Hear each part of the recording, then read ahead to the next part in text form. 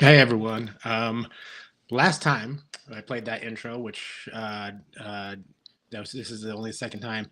Um, w- it stopped, and I sat there staring at the screen like this for a few seconds because apparently there's some sort of time delay thing that I hope I got the timing figured out better there. But anyways, welcome. It's Saturday night. It's content. It's me. It's Dio, and tonight we are joined by Nick on X's Strange Pages, and we're going to be talking to him about. He's got a new comic that he's working on that will be funding soon. You just started up your sign up page, right? Yeah, the pre-launch on Kickstarter is up. It's been up a couple weeks or something like that. All right. Yeah. Well, Nice.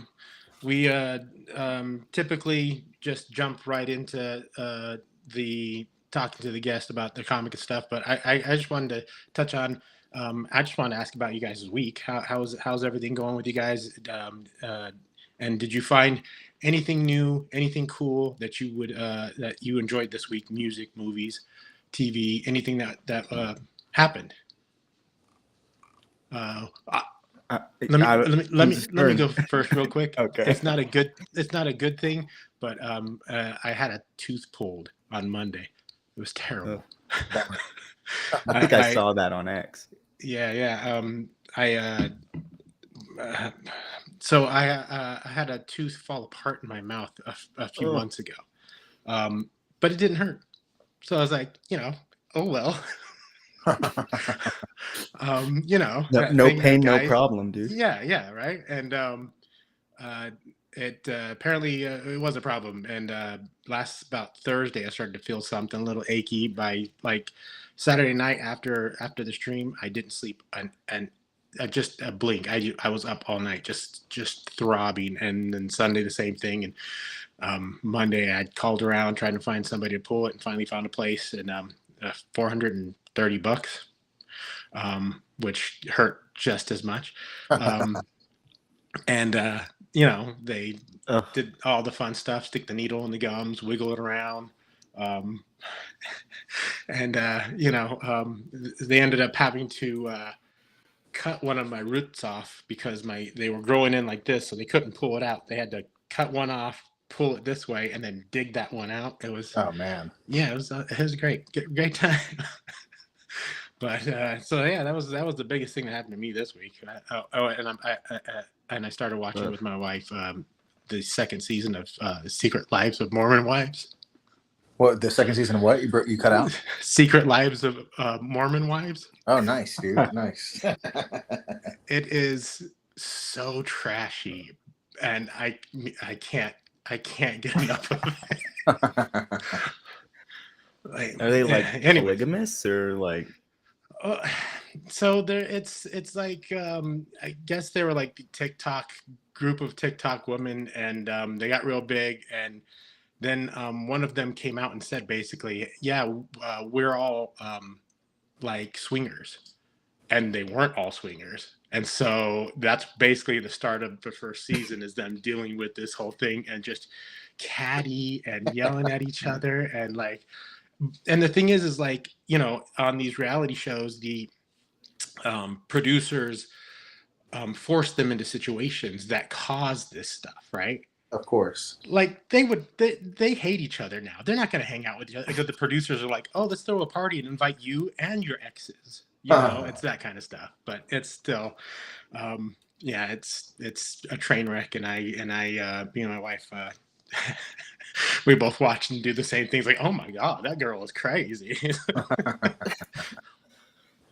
But It's awesome. yeah. Anything you guys got good going on, or otherwise?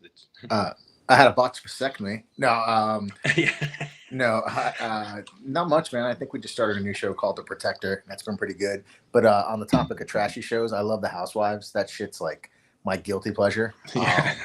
Not all of them. We like the Yeah, Potomac yeah. ones, and what other ones are there? There's a couple other ones we watch too. But yeah, no, I mean everything's pretty chill over here. Just doing artwork and trying to finish up this commission for Mr. Mark Mulgrave, and that's it on my end. What about you, Nick? Anything going on?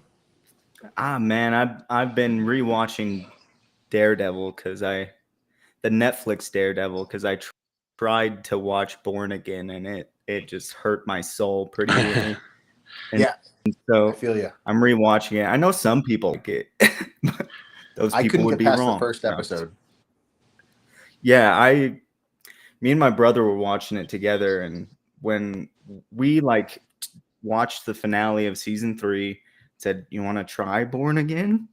Like we haven't heard good things, and that opening scene, that opening like I don't know 5-10 minutes, it was just so clearly like, hey, this is the stuff you like, right? Here's Karen, Foggy. Look at them, and they're at the bar. You know that bar. Look, it's like you're hanging out with your old pals that you love. Oh, and look, it's the staircase one shot, dude. You love it, right? It's like, yeah, but you didn't put any of the work to make it awesome. It's all just CGBS. Like, Yeah. I don't even know why I'm here. So, and then character assassination, literally and figuratively, right at the beginning as well. Yeah, that was so stupid. So, like, yeah, Foggy. Look, guys, spoilers. Turn it off if you don't want to hear the spoilers. But Foggy gone, and then Matt Murdock, as far as I'm concerned, he's gone too, because he would have never done that, and nothing was built up to. They didn't earn it. So, yeah. So I mean, I've heard people, but some people are really digging it. Some people, like you, aren't really digging it. yeah. I watched the first season of the first Daredevil, but like many things, I just stopped. I don't. It's just what I do. But happens.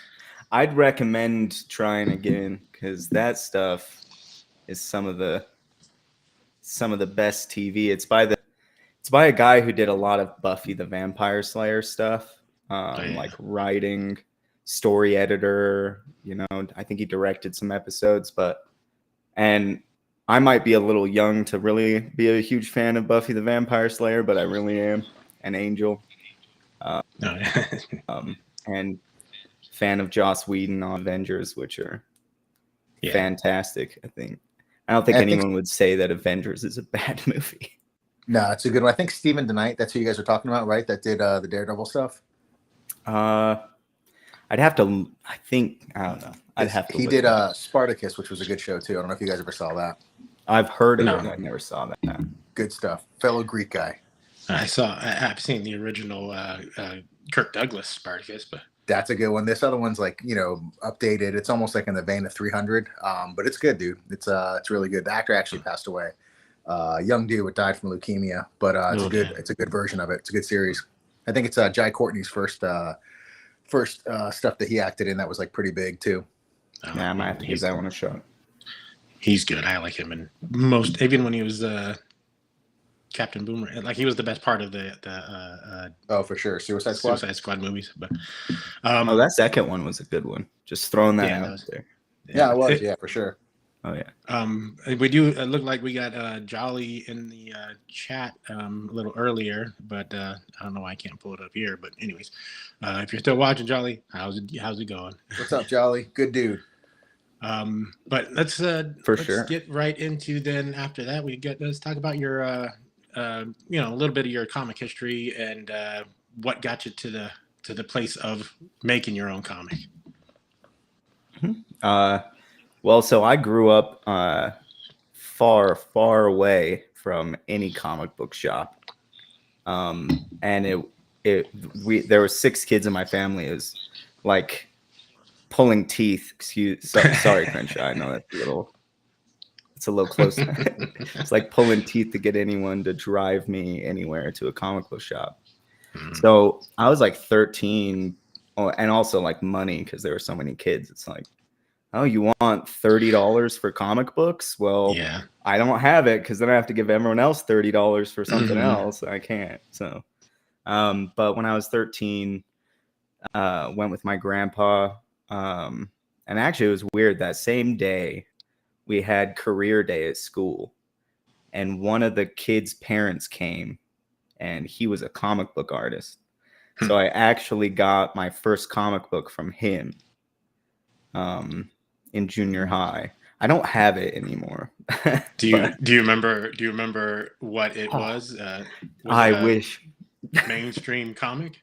It wasn't. I think he had done some mainstream stuff, but it kind of like reminded me of Nancy Drew. Like it was a kids solving mysteries kind of a thing, you know? Yeah. But yeah, I wish I remember his name even. I wish I had the comic book. I don't know what happened to it. But yeah, it's probably worth millions. it's worth it's selling on eBay it's auctioning for $6 million right now, I'm sure. So that'd be nice. I would be able to fund all of my comic book ventures if I had kept it around. But real quick, we got DC Miller says okay. he got here late. And did you miss any trashy housewives talk? Yeah. Yeah. Yeah. But not anyways, from continue. Sorry. Yeah, no problem. No, I like some reality TV sometimes. Like, what's that one that's like 90 days to I don't know. They're like 90 Day Fiance. 90 Day Fiance, where it's like a green card marriage, basically, or something like that. And that's another good one. that one's like, ooh. I can't watch too much of it because I get to know who the people are, and then they just refuse to change, and they're horrible people the whole time. And I'm like, I need a character arc here, guys. Nah, that's why I love it. No Yeah. neck Ed. No Negative neck Ed arcs. from 90 Day. Yeah.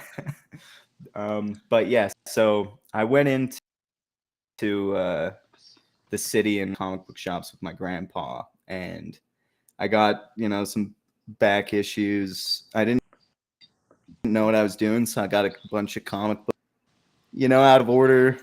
Not really a complete arc. Tried my best, learned a little bit, and then mycomicshop.com. I was able to get some older arcs from the 90s, back when everyone was just buying like it was gonna skyrocket in price later. Mm-hmm. So they were cheap. They were like, I could get 90-cent comic books, and I got a whole run of Iron Man with Sean Chen doing the art, and loved that. And that was right around when like the new Iron Man movies were coming out, so it like nice was even cooler. Yeah. But yeah, so that kind of stuff, getting arcs put together, just being able to buy them, getting basically like for Christmas, can I get, they're only 90 cents, please. So I was able to put together some arcs that actually made sense, and it was just awesome. Loved it. I remember it was brutal. I was 13, so I was getting into some of the gory stuff. It was Hunter Prey, Superman, which was like Doomsday's return. Mm-hmm. And he's like chopping heads off and, people's faces in, putting the brains out the back. Yeah. So that was really cool. My cousin gave me a trade paperback of The Walking Dead, and so I was reading some of that. He was crazy. He could spot a trend and be ahead of the curve like nobody's business. That song? It's "Forget You" by CeeLo Green. CeeLo Green, yeah. Yeah. He was on it, playing it back when it was still, I don't know if I can swear, but it was just F you. Yeah. And so he was showing everyone that song, and then like a year later, everyone knows who CeeLo Green is now. And same with The Walking Dead. He was showing me the comic books, and then like 5 years later, TV show, and everybody knows The Walking Dead now. So he was always ahead of the curve. But my cousin aside, stop talking about him. So, yeah. Good for him. I'm always spotting things that I think will be cool and never get there. So oh no. Do not pick stocks, my friend. Yeah, so when I think I was still in high school, I was like, I'm gonna do one of these comic books, man. I'm gonna do it. And I basically got like grandma, nobody else, to get on, but I didn't know what I was doing, so it's probably good that never worked because it wasn't a great story. I didn't know how to write stuff yet. I was still experimenting. But I hired an artist and everything. Huh? You learned from it though? Oh yeah. Yeah. I kind of like, I'll be brutally honest. I had a moment where I was like, that didn't work, man. It's because I'm too good for comic books. I'm going to do movies, dude. It's like, I was a little prideful. And so I actually started doing a feature film that we were going to do. And then my filmmaking partner, who is my director of photography, he was like, dude, this script is not as good as you think it is. And I was like, what are you talking about? Of course it's as good as I think it is. I did it, Prideful. I'm gonna do plays. Yeah, I'm gonna do plays then. When plays don't work out, I'll do video games, And it brings you all the way back to comics, which is awesome. Yeah. And then video games didn't work out. Now I'm back in comics anyway. So I did that. We rewrote the script. I think it was stronger, still not very good. Didn't know what I was doing. This is 10 years ago. And by then everyone who was involved in the project was like, they'd all moved on. Like they were like, they moved to go to college to different places. So it ended up not happening. Did some short films, had premieres, gotten into some festivals, did more short films, just local film festivals. Didn't get into Sundance. Hey, it's still something, dude. I mean, that still shows that you had the drive to actually put something together and finish it. So yeah, well, I appreciate it, man. Thank you. So and I kind of have I guess I'm more humble now, and I'm like, why did I ever think I was too good for comic books? You know what I mean? Like, comic books are awesome. Like, and everyone's books. Yeah. Of obviously, I don't have to even say the MCU. They're everyone, like all of the movies are pulled, and it's and to your point, I mean, from your movie making standpoint as well, it's essentially a storyboarded movie. I mean, you have it all ready to go. You know what I mean? Not just superhero stuff. Like comics are a storyboarded story where you're already cutting half the work in half when you want to make a movie. Like Road to Perdition, which is a good comic book movie. I don't know if you've ever seen that one. I've heard of it. Good graphic novel. It's a 1930s gangster movie with Tom Hanks and Paul Newman and Jude Law. It's a great movie based on a comic, and I think a lot of the stuff they pull from comics is because it is storyboarded, so you get to see everything, before you even get to the phase of rolling film, which is cool. Yeah, it's not only is it tested in it not only is a lot of the work done, but it's also kind of tested in the field. It's like, that's true. What do people like this story? Like even just from storyboards, kind of storyboards, but for sure, like if it's getting traction and it's not even a big budget movie yet, like what's going to happen when it is? That's true for sure. Not everyone reads comic books. They should. If you're listening and you don't read comic books, I don't know why you're here, but reading comic books. They were here for the housewife talk. Yeah. Yeah. Housewives. So and I'm back doing comic books. Got feature films that me and some colleagues shopping around. So that's not over with. So just doing things on all fronts. Nice. Roy Beckwith is a story that it'd be insane to try and do as a movie. Like no one would fund it, like ever. It's Old West for the first half, and then it's like Pirates of the Caribbean for the second half. It's like no one's gonna fund that. That's millions, hundreds of millions of dollars. So I was like, well, I want to tell this story though. Yeah. Okay. Let's get into a little bit of that then. We'll show some of the pictures. I won't get into the ones you sent yet, but I'll show the stuff that you've shown on X. But let's talk about what is Roy Beckwith? What's the story here?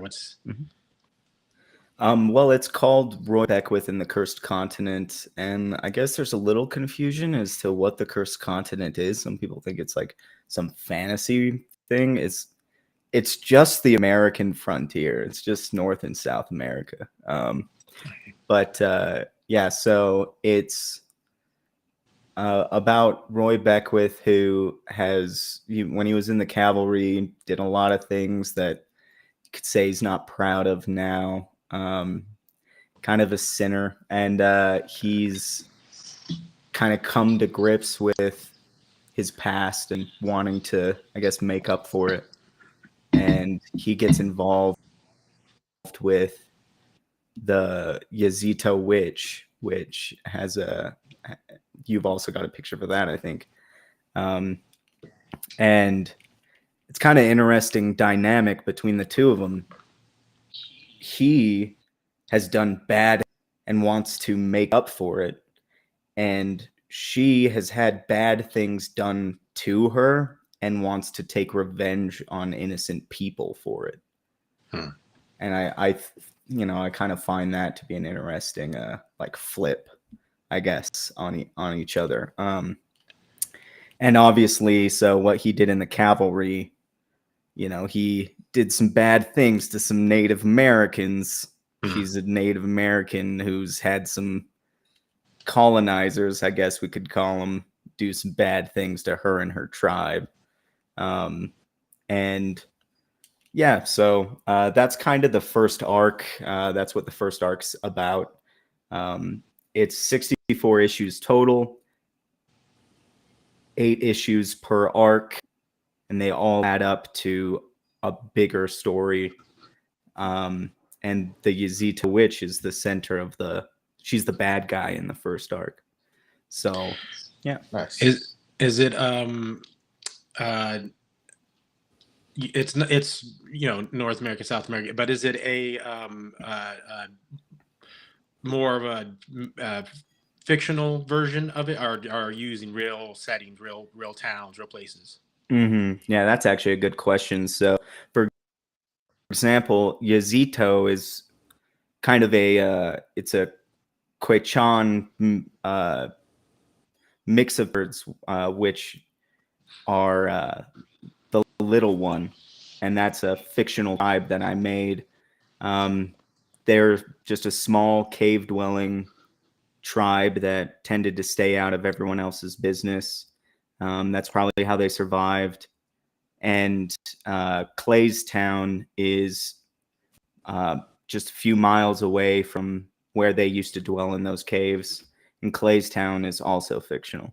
But obviously, I've kind of placed it on the map in a real place. Like yeah. So got John's long box in the chat, says that looks cool. So that's good. A good person to give a compliment.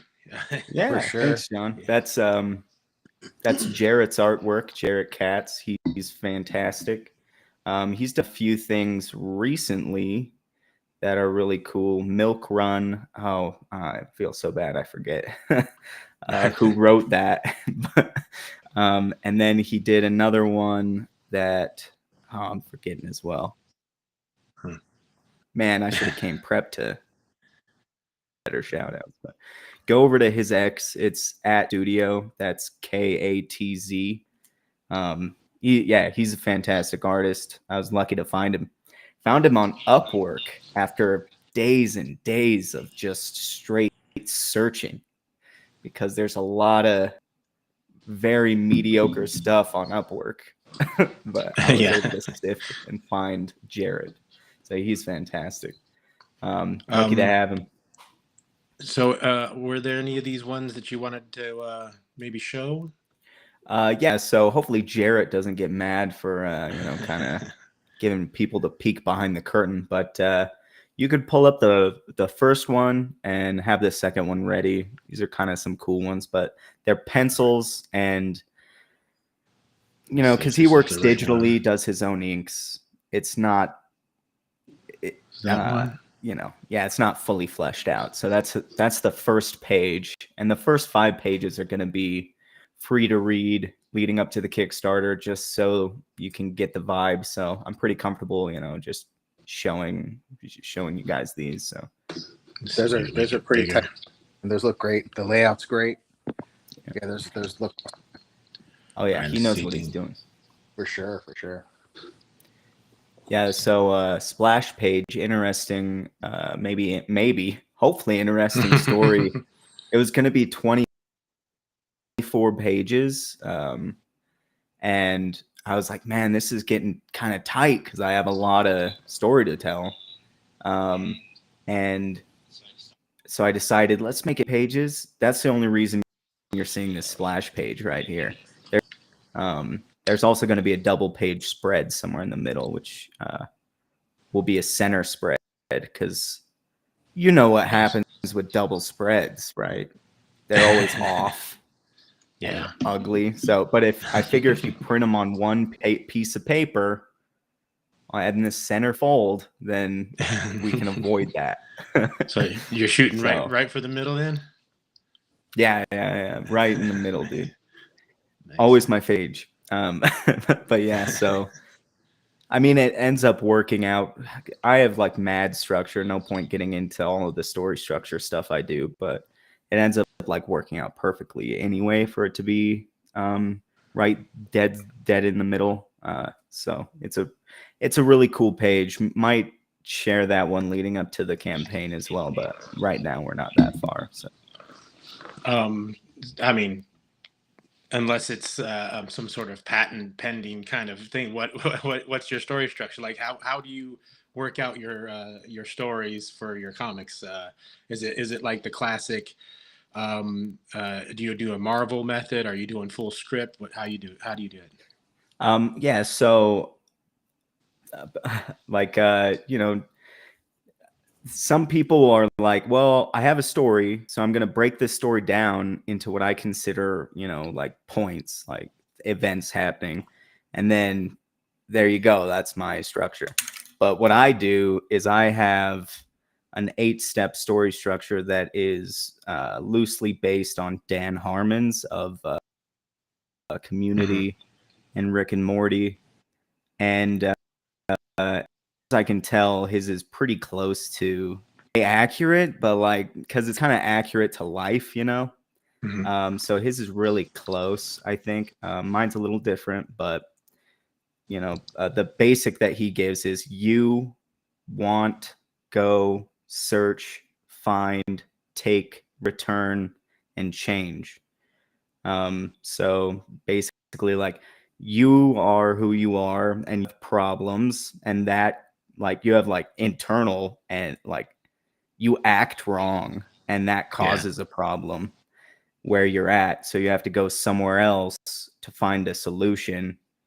You have to search for it, but because you act wrong, you can't find it. And then you find out how you've been acting wrong. You change, and then you're able to get the solution. You go back to where you were, and you can fix that problem now. So that's kind of the basis. But you have to now be able to layer that. So basically, like, you make a smaller circle, so to speak, a smaller outline that builds up to a bigger one. That's why there's 8 arcs with 8 issues. You could also say technically there's 2 bigger arcs that make up the full thing.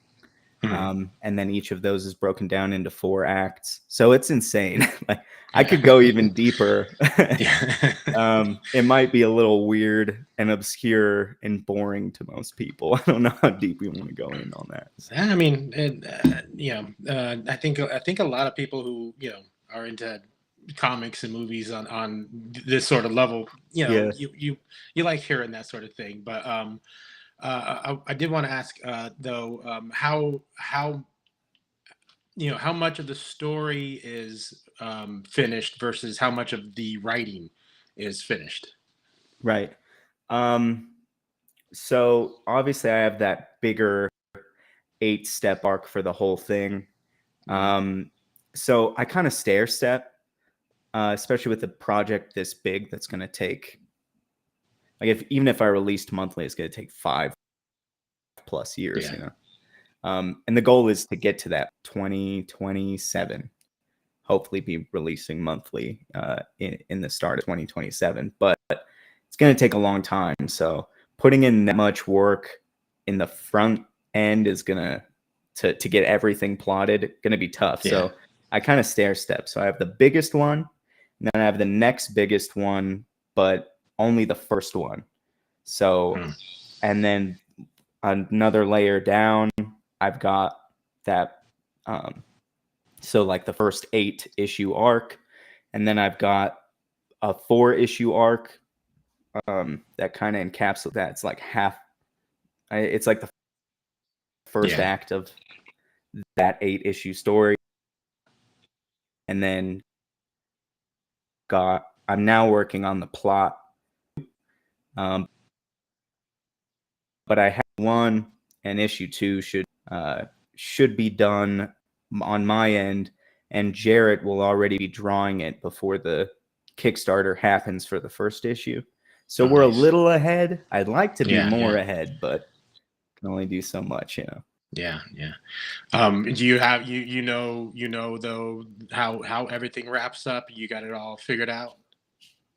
Vaguely. So Okay. yeah. But I mean, yeah. you have a direction, like that's that's the big thing. Like I started writing something, I let Dio read it, and I basically realized I have no direction, so I gotta work on that part of it. That's what happened to me when I was doing short films and stuff. Go ahead, Dio. Oh no, I apologize. I was just gonna say, because I know Crenshaw's sometimes hard on himself. That first issue felt like you had direction. I loved it, dude. It was good. Oh, thank you. But that's interesting. I mean, I kind of do, but like, yeah, I don't know. I'll figure it out. Getting down on yourself, man. You don't need to. And then I like it's the other problem is I constantly have new things popping in my head, which I'm like, oh, maybe I'll do that now, that kind of thing. Like I don't know, working on intros to streams. That was a full week I could have been doing writing.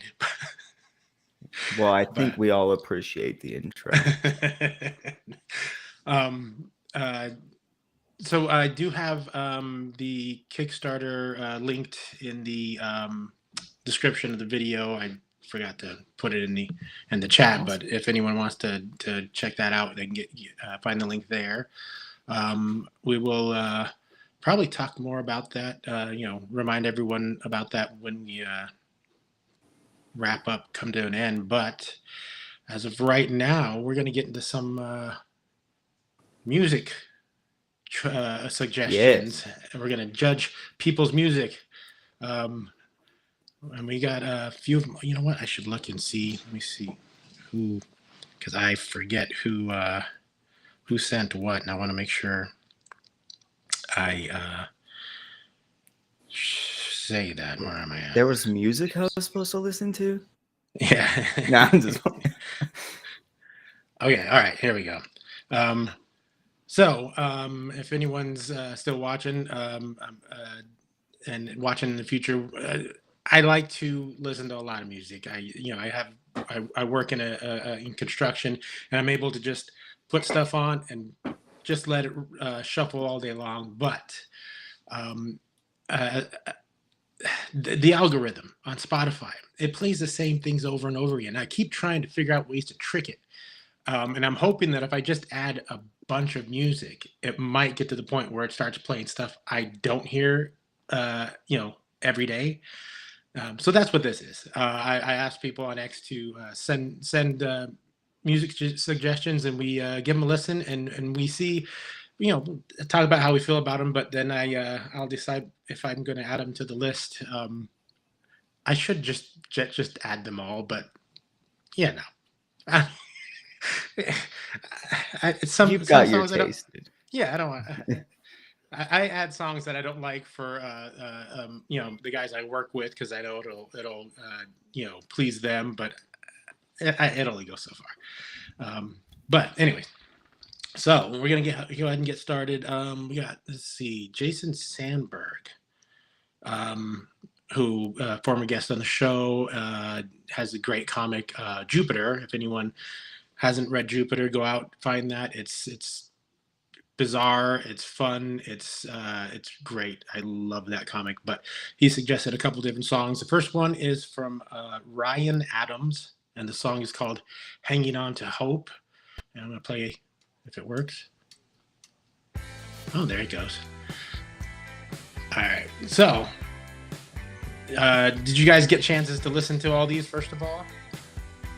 I'm not gonna lie to you. I didn't even see the text or the Oh, the no. message, man. I apologize, buddy. No worries. Oh, I was making a joke about it. My bad.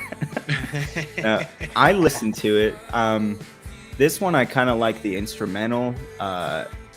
The lyrics sound good, but I didn't think that it had a lot of song structure in the lyrics, which maybe I'm picky.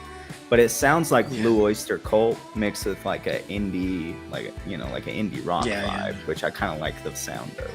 That's actually a really good mix of kind of get that from this. It was fine. I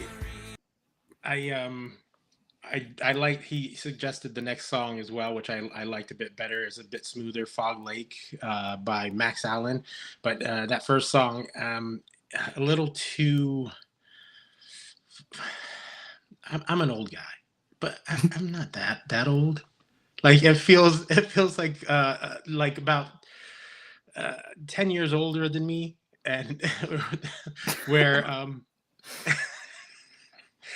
not to be mean, but like it's just, I don't know. I just didn't really vibe with it. This one sounds the same, but it's smoother. It's Fog Lake. I dig Fog Lake. I liked that one. Yeah, this song was it's got some funk to it. It's got a little smooth jam. It's just throws in the bass every now and then, dude. Yeah, and his voice is nice and smooth too. He's got a lot better, I guess, out of the two ones that. I'm sorry, I forgot the guy's name. Yeah, the guy who Ryan Adams. No, the guy who suggested it. Sorry. Oh, Jason Sandberg. Yeah. So of the two that Jason suggested, this one has way better song structure and lyrical prowess, I guess. Actual rhyming happening here. Which I like. But I like this one. I see what you mean, though. It's kind of a old, older sound. So a couple years ago, my wife and I went to see, what was the guy's name? Now I can't remember the guy, but he when he first started, his first album was kind of folk rock kind of sound, and I guess later on in other albums he moved into more of jam band kind of sound. And I did not know that, because all I'd ever listened to was that first album, and my wife had listened to the first couple, and she really liked him. I was like, "It's okay, we'll go and see him." And we got there, and we were the only people under 50 and that weren't dancing like hippies during the whole thing. And that's kind of how yeah, I was gonna say it had a late 60s, early 70s, it was transitioning into disco. It's halfway between that hippie and disco sound. And Fog Lake I didn't mind. I actually enjoyed. I listened to a couple other songs from him just to see, but this is the best one I found from that album. But I did add Fog Lake. I did not add Hanging On to Hope to my playlist. So Jason's got one. So I don't know how we're keeping score and how we'll let them know if they've won or not. But oh, here, let me write it down. Yeah, there you no votes for Hope, and then 2 votes for Fog Lake. Yeah, Fog Lake Like was an actual song. Sorry to the other guys, but it was a real song. You could tell it had a story to it and a structure and Well, like, actual it yeah, rhymed. and Hanging So On to it Hope, was good. Ryan Adams, he's like a fairly big name in that. I don't even know what that genre is. Like Ben Lee is in that genre. It's just like older white folk music. I don't know. Whatever that brand is. And then we got up next. Who was it? Tartan Ninja suggested Star Set, and the album was Transmissions, and the song's Down with the Fallen, and the Future Is Now. Only got Down with the Fallen here, but I'll play a little of that. Listen to and I was like, whoa, when did it switch to Breaking Benjamin in the middle of this? What happened? That's what it sounds like to me. Yeah, this it's like a melodic version of Breaking Benjamin to me. Yeah, I it's one of those bands that there's a whole lot of this going on, and I feel like if you've got one that sounds like this, you don't need any other ones. Yeah. Yeah, you don't need Creed and Nickelback, right? Is that what you mean? Yeah. Well, I don't know about that. I mean, but like, what's the Jared Leto's band? Oh, 30 Seconds to Mars. Yeah, 30 seconds. Like, Yeah. I feel like if I've got like one of their albums on my playlist, I don't really need this because it's not too, and it's not too dissimilar. But We it's have plenty that, of it, yeah. Yeah, and it's also got and it's just, to me, it's just overly produced. There's just the church bells, the chorus, like everything. Yeah, the whoa, like just, whoa. Yeah, just to make it seem so epic and big, and it's just like it's okay, but Like it's screaming, trust me, guys, we're music. we are music. Yeah, that's basically what I was doing. But I added that one song. I did not add any more from the album because it really did. It was a very kind of a one-tone album. Yeah, it was definitely a themed album. You could tell, like the end of that song you were just playing, kind of transitioned to a sort of like, I think it was like we're lifting off, like it was like a spaceman kind of thing. And then in the second song, there was like a whole middle that was that as well. It's definitely like a themed album for sure. But so yeah, it did get added, but it's a point, I guess. That's a point. So that's a point. You're giving it a point. I give him a half a point. I mean, the point is that the point I did add it to my playlist. Yeah. I give him a half a point because I just like the sound of, because I kind of grew up when Breaking Benjamin, 30 Seconds to Mars was. I remember being in like 4th grade, and I had a friend who was like, "You know who 30 Seconds to Mars is?" I'm like, "I'm sorry, I'll listen to him." So I liked them. But as far as like lyrical structure, they had lyrical structure, but they didn't know how to make up new rhymes. So they knew, oh, there's supposed to be a word here that rhymes with that other word, but I can't think of one. So we'll just say that word again. You know what I mean? So I'll give him a half a point. So Fog Lake is winning right now. Yeah, so far. Yeah. All right. Then we had let's see who sent this one in. Parallel Lines. Oh, Stephen Barone, also former twice guest on the show, and just all around cool guy. But he sent Junior Boys, and the song is Parallel Lines. I like this song. but it suffered a little bit from what we talked about last time, Dio, which was I Too think it's long? like yeah, I think it's like 6.5 minutes. That's too long, man. And a good part of it is this intro, and then at the end, it's like probably a minute and a half or so of like just repetition of the like main line of the song Oh, over no. it, and it got a little long. But This intro sounds like something off of Black Celebration from Depeche Mode. yeah, it sounds cool. And I listened to some of their stuff, and he doesn't lose the falsetto, which I would appreciate it if he switched it up. But it seems like most of the songs he does this the falsetto.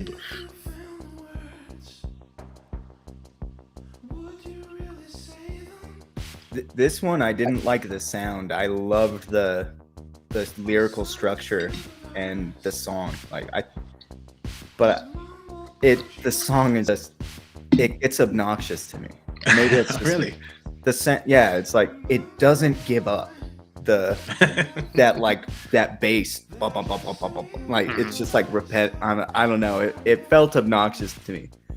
And I agree that he never gave up this falsetto. Like, yeah, but I really like the song structure and his writing. So I don't know. The chorus, I like the hook, though. I enjoyed the song for the most part. I'm digging what I'm hearing. Yeah. Hear this.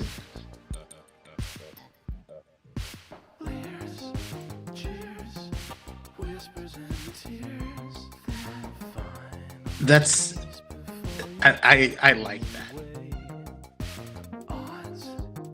Yeah, I'll have to give it a look. Never gives up. I don't know. Doesn't switch it up like enough for you, is what you're saying, Nick? Yeah, almost just like it's kind of yeah. Gotcha. It sounds like the guy who was making the beat, I guess, was like, oh, okay, and then I'll just copy paste that. You know. He fell asleep with a mixing board. Yeah. I mean, and yeah, I think it's your thing. It's your thing. It kind of, I think that's where for me it kind of fell apart towards the end, because it did just keep going and going, and like you said, the lyrically and stuff, it really worked for me. I enjoyed the falsetto through this song. I don't know if I want a whole album of it. And I listened to a few other songs and it sounded like that's kind of like the thing. But I did dig this song, and this one that got added to the list. But sounds like Nick would not have added it to his list. I would not have if it had switched it up and just let go of that. I don't know what it was. It was like that. And it was cool for the intro, and I was like, okay, and then they'll switch it up and do some actual music. Maybe I'm just picky. I don't know. But yeah, I would give that one a half a point because I really did like the songwriting itself. Okay. But if you like the way what you were hearing, that's Junior Boys is the name of that band, Dio. And I'll have to give it a listen. Yeah, I thought it was kind of cool. But all right, and then let's see, what was the next one? Nighthawks was DC Miller. I don't know if you're still listening. We're about to Bare Naked Ladies. I saw that one. He sent little jabs in the song Nighthawks from the album 2 Hour Traffic. So let's hit that one there.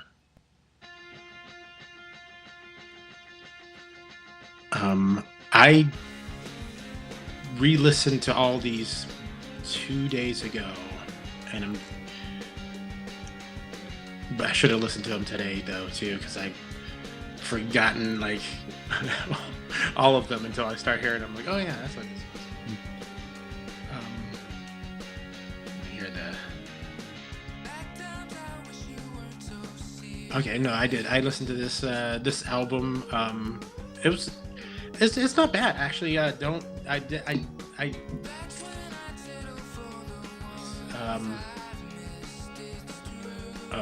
got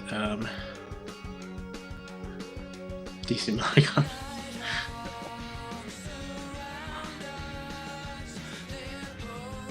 Anyways, what did you think of this one, Nick? I really like the sound of this one, but very, very I'd give this one a half a point for sound. The song structure, it just like that. If the not really rhyme, not much structure in the rhyme scheme and stuff like that. But I really like the sound of it. I really like the sound of it. I enjoyed it. I thought it reminded me of other things that I'm trying to think of other bands that it remind me of, but for I don't know what it is, but something in the guy's vocal tone hits my ear wrong. And it's just my brother, he I almost felt like saying bless his heart, like, you know, a southern woman, like, oh, bless his heart, because I'm about to sound bad about singing. Yeah. But he you know, when we were young we tried to do bands and stuff, but he can't sing very well, but it's more, there's a tone in his voice too that, and it's probably that it sounds a lot like me. And I, you know, when you hear yourself, you're like, oh God, no, thank you. But that hit me in the same area as my brother's voice for whatever reason. I like the song itself, as far as, you know, it was fun and like I said, it reminded me of other things that I've heard that I've enjoyed. But yeah, something about his tone of voice just. And particularly in other songs that are on the album that I listened to, but I did add it to the list. It was enough. It was a good enough song for me to want to, you know, I won't mind hearing it when it pops up here and there, but I'm not going to listen to the album again because it just, yeah, puts some my teeth on edge, so to speak. Yeah, not all. Lot of Yeah, teeth. not all. That's the theme of this episode. Yeah. Yeah. So half point there too. Okay, all right. I gave him a half. I gave him he's got 1.5 there. So you're not in last place. Last one was where are we at? Heat Seeker. Who sent that one in? Oh no, there it is. No, I don't know which one it is. Heat Seeker. I'm gonna have to listen to it because I don't have it on my list here. I don't know that I listened to anything called Heat Seeker either. Or was this another? You know what? I don't know what this one is. It's on my list here, but I think this is left over from the last time we did it. This is for my personal. Yeah, I did not listen to this Neil Young, not knockoff. That's too rude. But you know, sounds like Neil Young. I'm trying to say. Okay, so I guess I didn't send that one. That must have. Oops. Yeah, I didn't. That must have been one from last time. All right, well, there we go. We got Nighthawks, Parallel Lines, Down with the Fallen, Fog Lake, Hanging On to Hope. I'm on this round. I'm going to give it to Fog Lake. That's what the points that I was writing down says as well. Yeah. So yeah, I think that one pretty much. If it comes on my playlist, I'm gonna like, you know, I'm gonna groove to it a little bit. It was it was a good song. But the bass was awesome, dude. I loved the bass in it. Anyway, I want to know why I have this one on here. Let's just listen to the whole thing. Nobody say anything. We'll judge it too. Yeah. I also have a song suggestion I wanted to make, and I wanted to know if you guys have ever heard this song because it's amazing. It's called "The Noose." Have you guys ever heard this song? No. Listen to how rad this is. No,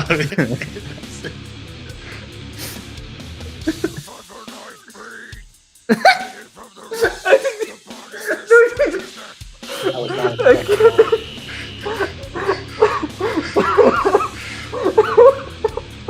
I can't, dude. You can't do this to me, dude. this is just, his squeals. It's just, It sounds like Cookie Monster. yeah, this song. I love the cookie. Yeah. Exactly. He gives up on the second verse or third verse, whatever. He gives up completely on any sort of rhyming, any sort of fitting sentences within the rhythm. It's just. I'm not. But because I could look, I like some heavy metal, so I was kind of like, oh, let's see what Cranshaw's got for us, man. We're in for a ride. Yeah, no. You got me, man. I love that song because it is so bad. Like every time it comes on, I get the biggest smile on my face, and I start looking at the other guys at work. Like, are they gonna notice how bad this is? But, I don't have any. So yeah. I don't have any music like that, but I love Van Helsing, the movie, and it's because of how bad it is. I was going to say that's a guilty pleasure. Yeah, I actually walked out of the theater when I saw it, but I love it now. Like I'll watch it. It's a fun. It's like an amusement park ride. It's actually it's not that. But yeah, that's hilarious, dude. That's a good analogy for that. I love that movie absolutely down to my core, but I'm fully aware of how horrible it is. Really I'm thinking. What I want is to get DC Miller to do a segment on the show, maybe weekly, because he's watching. He's breaking world records of watching movies, which means he's watching a lot of bad movies too. He thinks some of them are good. But today he posted he was watching The Room, which I happened to. I got the shirt. Oh, I didn't notice. I got the shirt on today. My wife bought it on the whole time. Yeah. My wife got it for me for my birthday, so she knows what I like. But I want him to come on and just tell us what movie out of the week that you've watched should we watch, and give some suggestions, because he's digging into some gems out there. But and I like obviously I like the ones that cause some sort of pain. So. The Room is definitely one of those. Yeah. I haven't watched that movie in so long, but I remember having so much fun watching it. But you cannot watch it by yourself. It's less fun. You have to watch it with someone else so you guys can both go, what just happened, dude? But let's see what he's got. Good idea, but I've got I'm like, you could just text it in. Yeah, text it in. All right, so we're coming up on our hour of our show, but we want to make sure we get a little more get the info out again, so about where people can find your stuff, find you, and drop a little more info about your book coming up. Like, okay, when is it going to launch? So the plan is September, early September, maybe late August. Yeah, that's the month before September. So that's when it's going to be dropping. You can go check on Kickstarter. We've got a few people on there. I'm incredibly surprised at the indie comic scene. Like, there's just some awesome people out there who are willing to put faith in basically someone with no track record. Mhm. which at least I don't have a bad track record. That's worse than no track record, right? But Yeah. got like 30 plus people following it. Head over there, join those 30 plus people, make it 300 plus. And look out on my X at Strange Pages. We'll be doing some art updates. You saw some of those pencils. We'll be putting out inks, colors when my colorist gets going on that. She's great, Fabi Marquez. You can follow her on X at Pora Fabi. She's from Brazil. Well, she's in Brazil. And I guess she was doing the Power Rangers series, the new one, Nice. which is she's really good colorist. I didn't read any of the Power Rangers. No, Yeah. I don't know. But anyway, so go check it out on there. As far as other stuff, okay. I was gonna say I'm glad that you, after your initial comic kind of letdown, you came back around to it. Dio and I, was it last year, um, talking to a dude, and he was making a comic, and it didn't fund, and he just dropped everything. And I hope at some point he comes back to try again, because it was a fun little comic, and I think he could have done well with it. I was But just thinking about him. That's funny, man. yeah, I've been thinking about him a lot lately, actually. But that the fact that I mean, a little discouraged, but you came back to it and you're trying again. That's really, really, really great, because if you got something good, give it a shot. Just because it doesn't get out there the first time, and the other thing is that you're here, like on this. I'm sure you're lining up other shows to go on, and doing the rounds, so to speak. That was a big thing you missed No, out on. I'm a Crenshaw Thank you, purist. I would thank you. never ever go on any other I mean, if, podcast. if you do, you have to continually call them Crenshaw and be like, "Oh, I'm sorry, I was just talking about the best." So yeah, but yeah. Sorry. Yeah. but On that point, oh, go ahead. oh no, what were you gonna say? Oh yeah. On the point of I guess failure. The story structure stuff taught me a lot of life lessons. Just the whole thing of there's something that's I was doing wrong, right? And a lot of Mhm. that comes from pride. And you have to go out and try and fail to get humbled so that you know how you need to adjust your behavior and Yeah. get it right. And something when you're young, you have a lot of pride, I think, and then life hits you, and then you're like, "Oh no, that was a fluke. I'm Yeah. still, I'm still better than everyone." Those little thoughts that you get in your head sometimes. Yeah. Yeah. And you get hit again, hit again, hit again, and if you don't adjust, you're gonna get the same result.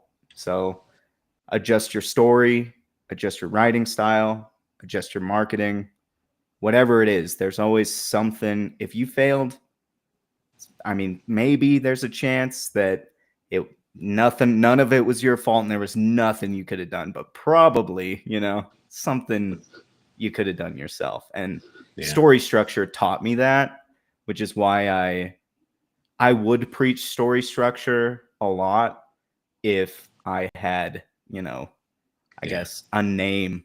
I'd be pushing my story structure on everyone. I'd be like, look, it worked for me. It can work for you. I'm getting to the point, hopefully, where it will work out. And then I will feel comfortable preaching it to other people. I don't want to give anyone any bad ideas, so we'll test them out first. Well, with that sage advice that we got, we're going to go ahead and wrap up for the night, and let old guys with small babies get to bed. Thanks for coming on, Nick, and hopefully people will watch this as time goes on, and you'll get some eyes on your campaign, and I hope it does well. I also hope I'll have some cash to be able to do it at some point, but For sure. we'll see. But anyway, Yeah, I'm so, excited to see it, man. All right, awesome, sounds good. All right, everyone, thanks for watching, thanks for joining in the chat, and we will catch y'all next time. Thanks.